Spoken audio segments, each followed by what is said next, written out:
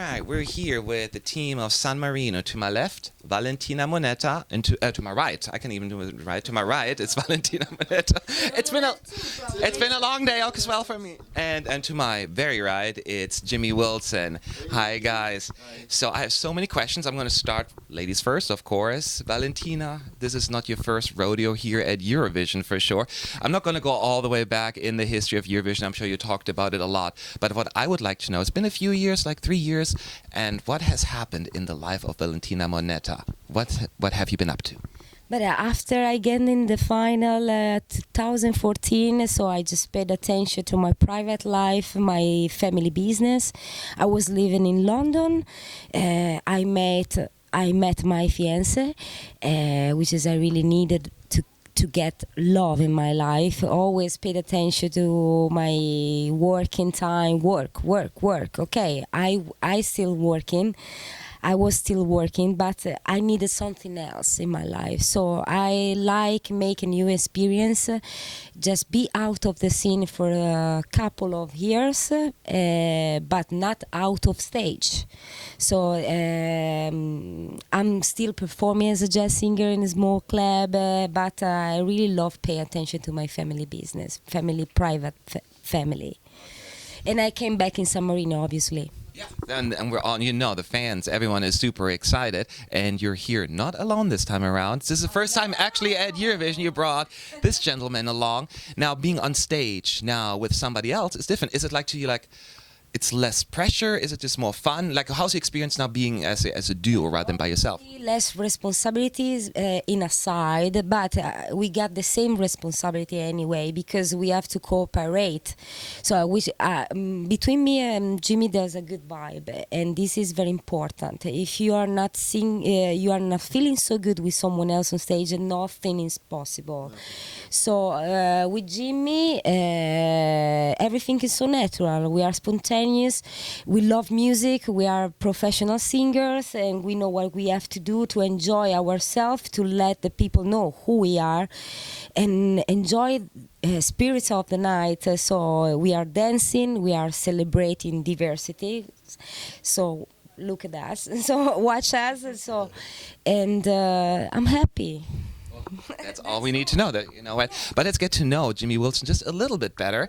And I have to start, couldn't you, as an American? I was fascinated by the fact that I didn't know that you actually played it before in a musical that portraying former President Barack Obama, which is, like, nobody knows about that in America. So I never make anyone sing or anything like that. But first, like, tell me a little bit about the experience. And I wanted, like, a one line or something, an impersonation, something from that musical. I cannot help myself. Wow, yeah, that's true. I started a musical called Hope, the Obama Musical Story, which debuted in Frankfurt, Germany in 2010, actually.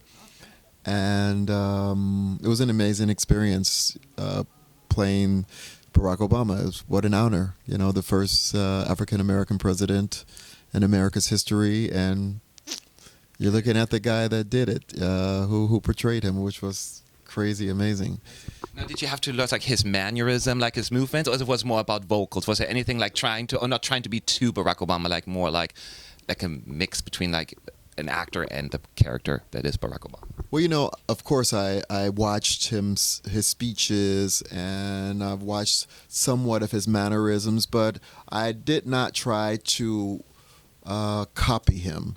I want to be as much Jimmie Wilson and as natural as possible to make it even more convincing, because I didn't feel like I was really acting. Vocally, of course, he's not a singer, so which of course reflects on me as an artist, that I can really be natural with my vocals. But again, and also like with Spirit of the Night and our staging and choreography, we wanted it to be as natural as possible. And I took the same approach when I played Barack Obama in the musical. I was Jimmie Wilson playing Barack Obama, and that's what it was.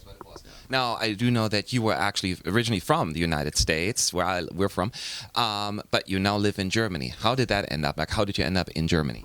Lufthansa brought me there. Okay, but what made you go onto the Lufthansa airplane and take you to Germany? I should have been more specific, so that's my bad. I was starring in another musical, And this musical was produced by Michael Jackson. It was called Sisterella, and we went on a European tour. And Germany was one of our stops. And after I think we toured in Germany for maybe 3 or 4 months. And after the musical, I just decided to stay there. And really, just like that. It wasn't that I didn't fall in love or anything like that. I liked, as an American, I really liked the reception of me as an artist that I got from the European fans. This is just the truth. There was such a different kind of realness in how they feel about artists. It wasn't superficial. It was really like love, and I liked how that felt. And I thought, I could stick around here for a while, and that's what I did. And that's all I do is music. That's my profession. And then from America to Europe to Eurovision. Now it's happening. It's pretty cool. But coming once you heard, you got the call or whatever, the email, whatever it was that hey Jimmie, let's do Eurovision. I know as an American you probably heard of living in Germany, but what was going through your mind like, oh my God, this is huge? Because we're talking about 200 million people here, right? It's not something that's a tiny little thing. So what was going through your mind? Were you like excited or? Well, honestly, it didn't happen that way. I didn't get a call say, hey, Jimmie, you're doing Eurovision. I met Ralph Siegel at a party in Cologne. It was a VIP party. And I recognized him, and honestly, I just wanted to have a selfie with him. Like people do. You see a celebrity and you want a selfie with him so you can post on Facebook, say, hey, I met Ralph Siegel, blah, blah, blah. And really, that was my first motivation to go to him. I wanted to have a selfie with him. That turned into a short conversation. He said, hey, what are you doing? I say, hey, I'm a singer and blah, blah, blah. And he goes, maybe I have something for you. Let's talk tomorrow. And I didn't know that he was actively looking for a duet partner for Valentina. And on top of that, I found all this out later that they're in discussion about the duet. Yeah. And Valentina said, okay, duet, but if it's going to be a duet, then I want it with a black guy. And so it's crazy how it all came together, and then so Ralph is now at the advice of Valentina and also celebrating diversity's theme. Yeah. Of course, this is the picture of that. Yeah. And so now that he knows Valentina's idea of, the black and white concept, now he's looking for a black singer. And I think I was the first one to come across. Wow, it's crazy. That's a pretty fascinating story. And that's exactly how it happened. Wow, that definitely goes with the theme. Now, as you mentioned, you're here now at Eurovision. You just had a few hours ago your first rehearsal. And now there's going to be changes, I'm sure. The people behind the scenes figure out the camera angles. But I'm always curious about you as an artist, because when I see myself on camera, I'm like, oh, I'm doing this weird thing with my shoulder. My hand shouldn't be there. So as you as an artist, when you see yourself, do you think of these little things at all when you watch it? Or what do you do going into your second rehearsal next week? Do you think you're going to make any changes just for yourself rather than what's happening on not the camera angles and all of that, or you okay with how it went from that angle? I think to my side, there are things to the side of Jimmie too. So I'm expecting from myself to be more honest and true as possible on stage, not be perfect. Sometimes be so perfect is a little bit not emotional. This is my opinion anyway. So we don't want to be perfect. We want to be spontaneous, so just free. We have to follow camera, we have to understand where we are, but we are perfectly in a good vibe to make a very good performance as it is naturally. So just pay attention from who we are. That's all. And the story of our song, anyway. Let's enjoy, dance, but we are speaking about the story between a man and a woman, and flirting, and just please trust. Once again, just let us meet and believe in what we can share together in our diversities, but in our very similarities. you know. So there's a lot of message you can get between this song. That is true. That is true. Is it the same for you? You don't worry about it too much, or what do you think when you see yourself? I totally agree with Valentina. I'm a professional singer. It's what I do for a living, and I don't. You can't be. You have to be spontaneous. You have to be organic, on the spot. You know, you never know what's going to happen.